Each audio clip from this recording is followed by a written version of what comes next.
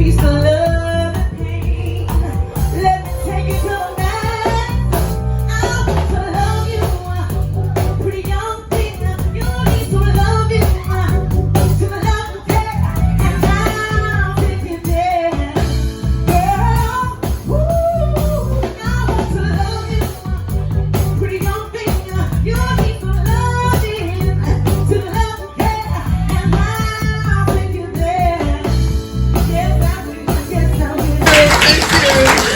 Good evening. Good evening. How are you all? All right. All right. Well, first and foremost, let me say greetings from Winston-Salem. Just as a point of reference, a little bit about Winston. We're the home or former home of some things that you might, or people you might be familiar with. We are home of Krispy Kreme donuts. Y'all familiar with Krispy Kreme? How about Hanes brands? Hanes underwear? That would be us. How about RJ Reynolds tobacco? Yeah, but it was home there. That's what kind of fueled the economy in Winston-Salem for quite a number of years. How about BB&T? Now Truist Bank. That was the headquarters. And for some of our basketball fans, how about CP3, Chris Paul of the Phoenix Suns? That's home for Chris Paul. But more importantly, one of the most prolific and important storytellers of our time, Maya Angelou. She was on faculty at Wake Forest University, and so Winston-Salem was her last home.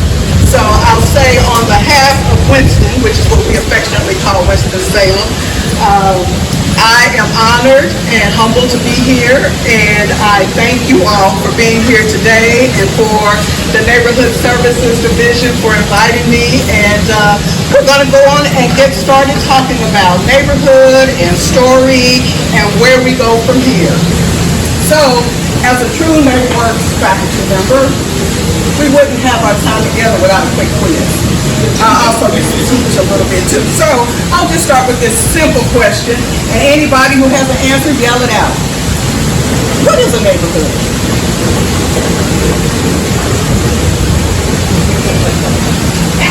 I feel like I'm in that Jeopardy spot. All right, I'm gonna give you a hint. So some of you might recognize some of these images. Now, the Flintstones might throw you off a little bit, but I mean, when you think about it, they were a community, they were a neighborhood, right? And so then we just have different iterations of people together, but the key, and I heard somebody say, is people. So, let's dig a little deeper. Geographic areas that contain social networks. So, what do I mean by that? Some of these might look a little familiar, but a geographically local community, and you'll hear me use the word community quite a bit. Sometimes I do it interchangeably, but they're all, of course, within a larger city, town, or area.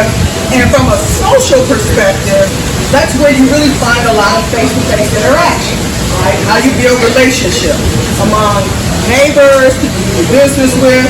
And so really we just kind of define it as social networks. Places where residents seek to realize common values, socialize youth, and maintain effective control. All right? All right, we got that? All right, so now we're going to get down to business. So, part of our theme here is tell a new story, right? So where do we go? How do we tell a new story?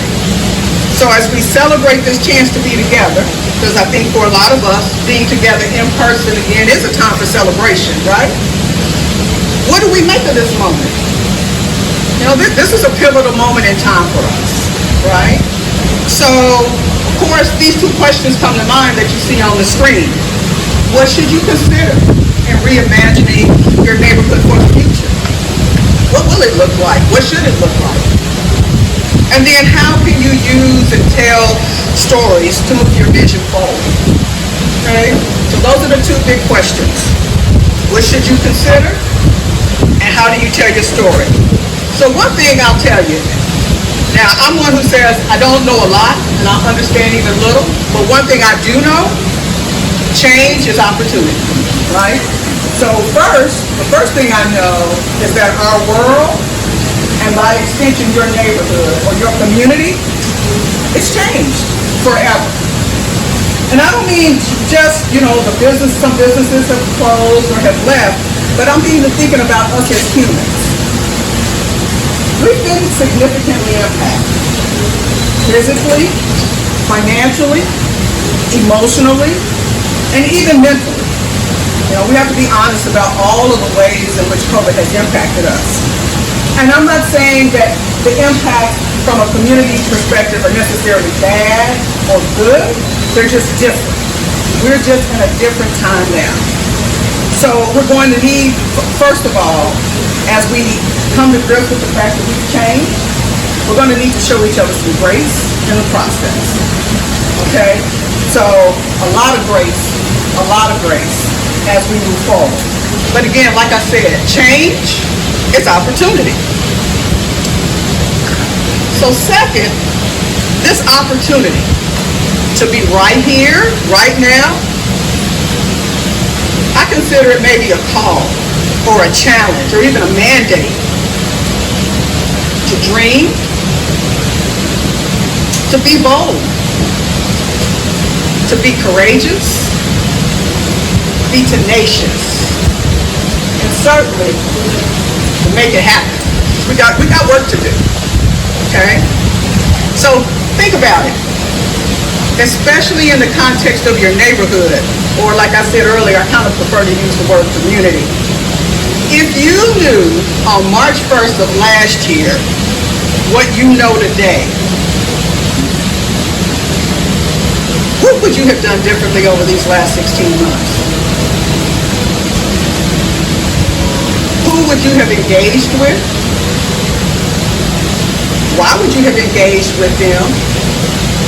And more importantly, how would you engage with them? How has your concept or understanding of community even changed? And then, what are you now called to do?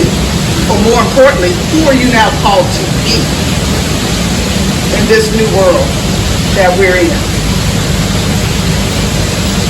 So I make a point of talking about building and being in community, okay? And that's in community that I want to emphasize. So what do we mean by community? And maybe it's time that we kind of take a step back and ask ourselves, revisit, maybe re-examine, possibly even redefine what it means to be in community. And how do we go about building that community? Because again now, we've changed. Our community has changed. We've been impacted. So what does that look like going forward? So when we think about stories, because we're supposed to be telling a new story for our journey forward. Of course, there are different kinds of stories. Some of the most common involve love and relationships, triumph and victory, transfers of knowledge, where you talk about history and tradition and culture. But also, story is a powerful community building tool. Creates a sense of community where people bond and build relationships. There was a study by a couple of folks called McMillan and Chapin, and they identified 4 elements that are central to creating that sense of community where we feel like we're in relationship with each other. One is membership, and I heard a question earlier about feeling like you belong.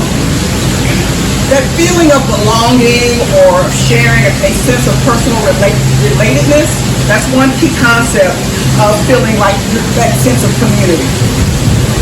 Influence, and it's interesting too with Leah talking about the influencer. But in this case, feeling like you matter, like you make a difference to a group, or that the group matters to you and the group matters to its members. Another is reinforcement. How do you integrate and fulfill the needs of the members of community? And then that shared emotional connection. What do we have in common that we can share and identify with to build that relationship going further? One of the things, however, we have to think or keep in mind is as members of a community, people have to feel safe to be who they are, okay? Take off their mask, acknowledge their woundedness and brokenness, which is common to all of us, right? And I think in many ways we can all identify with some woundedness and brokenness just in life in general, but certainly over these last 16, 17 months that we've been dealing with the pandemic. And we also have to offer a deep respect and true listening to those in community. We have to listen to each other, not listen long enough to say what's on your mind or what you think, but truly listen intentionally to hear and understand what those in your community are saying to you. Now, story can be sacred, okay? And you have to be able to use it. Story must be used for good, obviously to uplift, build, bond. And I really wanted to take a moment to stress that because unfortunately, we've been witness to stories that have not been used for good. Just as one quick example, the situation with George Floyd. The initial press release that came out from the police department said there was a medical incident. Of course, we knew otherwise. But that was a story that was told not to uplift or build, right, or for good. So we have to make sure that our intent and our purpose when we tell stories, when we create new stories, that they're for the good of community. So, where do we go from here? And I just thought it was interesting that I'm here with you for your NBN conference, and these were some of your previous conferences when we were able to be together inside and build that community in previous years. And of course, we've got the next 2 days coming up with more conference experiences. So where do we take this day and this moment, and where do we go from here? So one of the first things I'll say is you have to know your history, okay? You have to know your current story origin. So I heard it mentioned earlier that you have about 120 neighborhood associations, you have about 11 business associations. Who are your neighbors? Who are your associations? Who are your businesses? Where did they come from? How did they get started? It's good to know where you started from to kind of help chart a path to where you're going.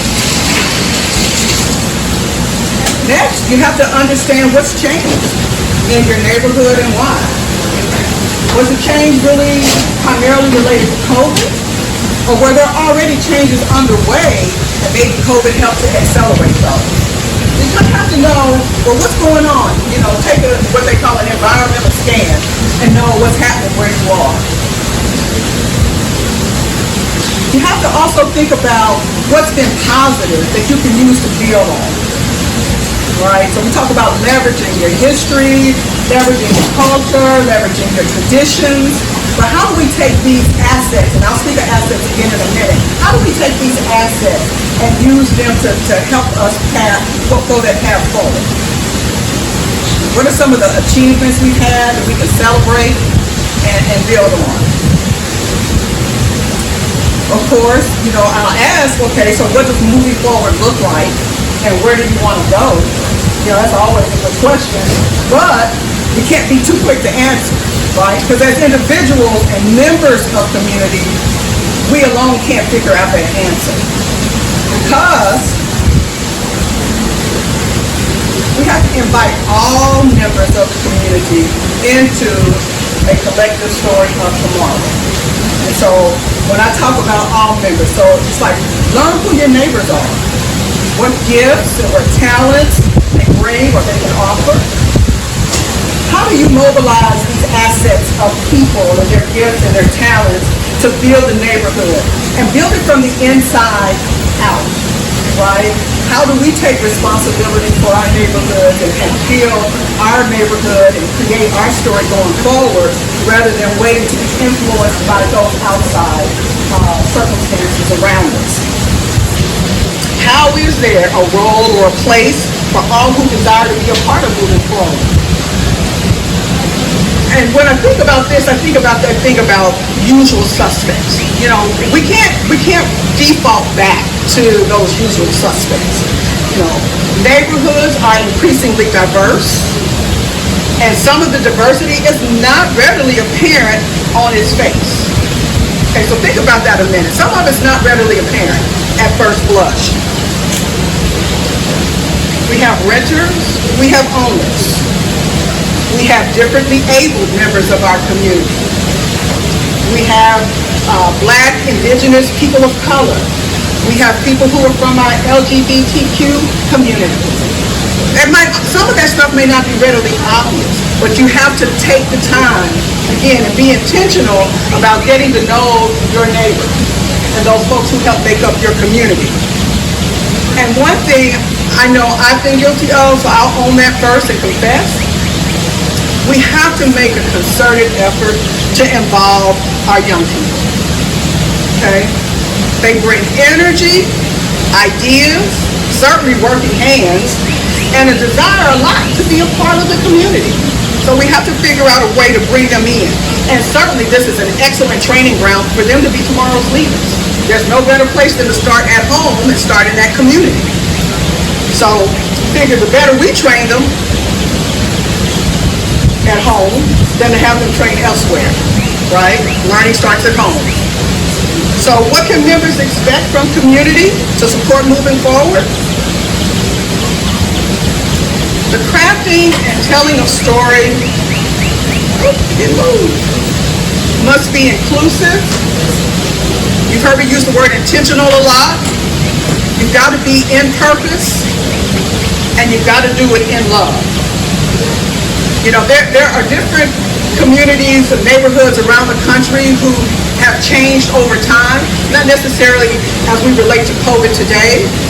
A couple of them I'll name. You can do some research about them later. But they give different examples of the kind of change. Some you might want to emulate, some you might want to take notes about and say, let's resolve to do different. So one is Bronzeville neighborhood in Chicago. It changed a lot. One of the most noticeable changes was the physical aspect and who was able to come into that community, but unfortunately who was not invited into community as the community changed in terms of its housing stock, the value of the housing, those who were able to afford it. So we have to be mindful of lessons like that. Then from my own hometown, I'm originally from Kansas City, Missouri. We have the Ivanhoe neighborhood, where you had a real grassroots effort to come together for the good of the larger area. And the Ivanhoe area is a pretty large area that actually encompasses a number of smaller neighborhoods. But they were able to mobilize, create an actual community resource center, engage staff, and really make some push to even bring about some policy changes with the city of Kansas City. And then I can even think about in Winston-Salem right now. We, like you, are Choice Neighborhoods community. So we are looking at how we rebuild community around our current public housing development, just like you all are doing with St. Paul. How do we make sure that everybody is at the table, all of the voices are heard, everyone feels like they are being included, and we are including them on purpose and in love. So I have this, I don't generally violate the rule where they say PowerPoint is evil because you put a million words on here. However, I violated it just a little bit. Read it if you will, but this was, you've all heard the phrase, let me put it like this, you must be the change you wish to see in the world. Well, this is what Mahatma Gandhi actually said. He did not use those words that I just quoted. But the gist of it is, we must set an example and implement the right kind of changes in order to make the world a more beautiful place. If we want to see change in a place, be it our neighborhood, our community, we should be the one to do it first, right? So when I talked a moment ago about inside out. And so in essence, that's what that means. Molly Daskell, she is the president and founder of an organization called Lead From Within, and it's a consulting firm that specializes in executive coaching and leadership development. And she says that we should let our every moment be an example of what you teach and counsel. The story you construct, the story you tell. Again, let that be an example. Let your every action be a reflection of your beliefs. The best leaders the world has ever known are the reformers who were accountable and responsible for their own change. The commitment for change, now think about this, the commitment for change has no days off, does not allow for excuses, does not allow for pardons. It's a true commitment, a commitment to lead with heart, to add value to the world, your neighborhood, and your community. Each one of us can leave a stamp on this world by making our lives meaningful in 1,000 ways and making the lives of others better than they ever thought possible. That is the beginning of the journey forward. Okay? So, I'll close with something I said earlier. This is your opportunity, right here, right now, to dream, be bold, be courageous, be tenacious, inclusive, intentional, imperfect, be loved, and to make it happen. The story that is you, the story that you create, the story that flows from this will be your legacy, your gift to your family, your neighborhood, and the larger Norfolk community. I wish you much joy. I wish you a great rest of the conference, and I wish you abundant blessings. Thank you.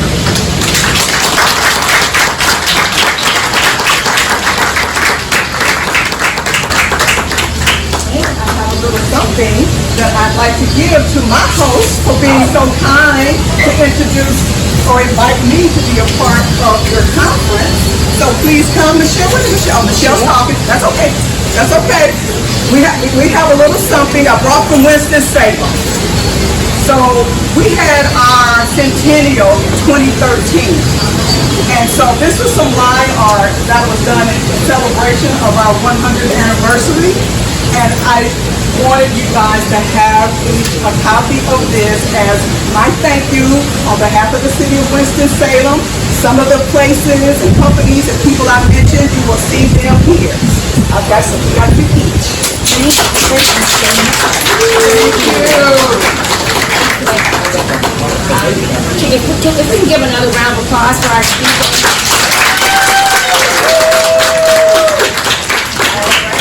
So we didn't want you to go back to Winston-Salem like they brought us in here. I left with nothing but a round of applause.